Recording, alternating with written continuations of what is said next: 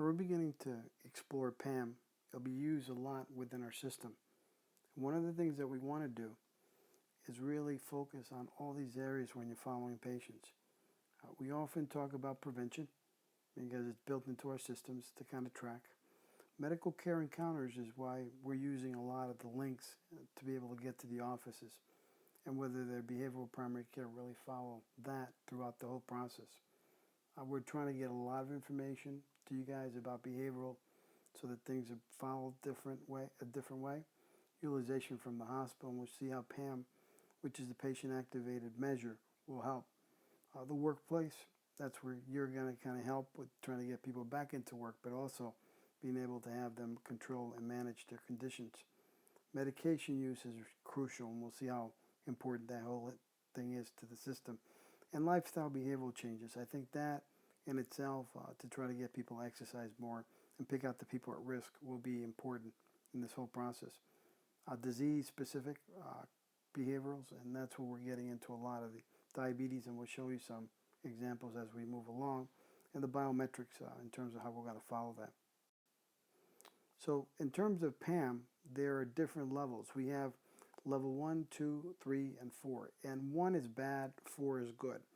So level 1, for example, talks about starting to take a role. Individuals do not feel confident enough.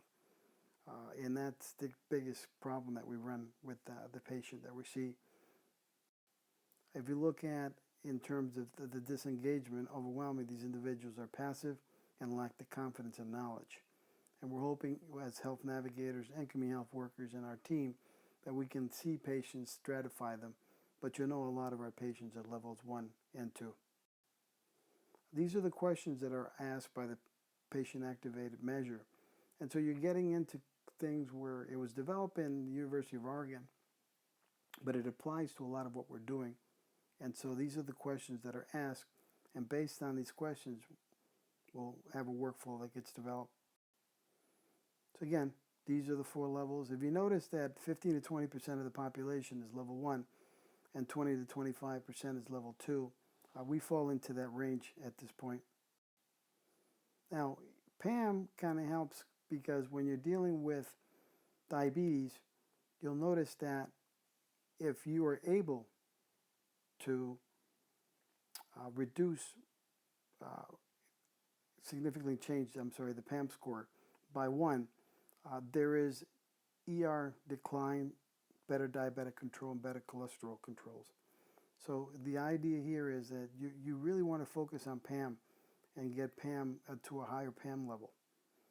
HIV, the same thing, that if you're able to get better CD4 understanding, better medication adherence, and viral, you're getting improvements in PAM, and as a result of that, you're getting better results with patient care. So again, this kind of looked at a couple of different things. So if we look at the PAM levels, which are up here, and illustrated by the colors down here, for healthy behaviorals, you notice exercise. In this particular group, it's low. Disease-specific self-care behavioral, if you look at taking their medications, it's low. If you look at preventive behavioral, getting mammograms, which is what you guys are helping, it's low. And why is PAM so important? PAM in the lower 1 and 2 are significant costs to the system. If you look at PAM 1, this is what the cost would be for a patient, PAM 2. And so we're trying to really get people from a PAM 1 to a PAM 4 in terms of management. Now in the hospital, interesting enough, the trend where the arrow is showing is these are low PAM scores, so there is a higher significant readmission rate for that population. Now low activated patients struggle, and so a lot of what we talked about was medication management. And this is what we're trying to do with you guys to be able to get the charts and get a little bit better with the medication input, but learn more about the medications. The biggest thing is to make sure that they're refilling them and that they're taking them. If we look at knowledge of the symptoms, so the symptoms and signs, again, you're looking at a PAM 1 where knowledge is something that you need to watch for. Now here we're looking more at experience with healthcare providers. So, they're bonding, they're talking to the providers about diet, exercise, and self-management. And if you always see PAM 1s, which is a lot of the patients that are in the health home, why we're doing what we do. Here it sort of looked at the positive emotions, how they feel overall with goals, orientation, feeling overwhelmed. And what you see there, more important, is that there's less negative emotions in a 4 than a 1. Again, what we want to do is once we get all this information is you begin to understand the diagnosis, and then you begin to understand the medical side effects and the warnings, be able to get the medications, make sure these patients are taking it, they're monitoring. So it starts to give you the flags to make appointments, the things that are important based on the PAM scores and some of the information you get from the patient. Again, you're seeing the tailoring, the self-management, and what you end up doing to try to achieve and get to the level that's important with PAM.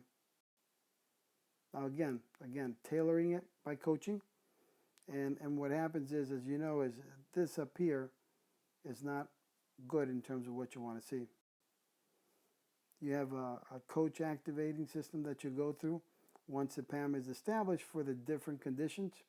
Okay, and what's good about that is it starts to give you to set goals. We already do some of these things, but we're going to integrate more of it into our system to give you at least an orientation, key areas of self-management, and reinforcing a lot of what we're trying to do with printed and email materials. Again, the goals and actions are different. So if you got a PAM 1 and a PAM 2, and you're both treating the diabetes, it's going to be managed different, if you can see going down. So, they become aware of portion size and start the journey to right size. And while here they're developing a carb counting routine. So you're dealing with 2 approaches to management. And what we want to do is kind of give you the tools for that when PAM gets implemented. Here, it tells you in terms of the teams that we'll be developing depending on the PAM scores and the acuity of which providers in the system will be doing certain things.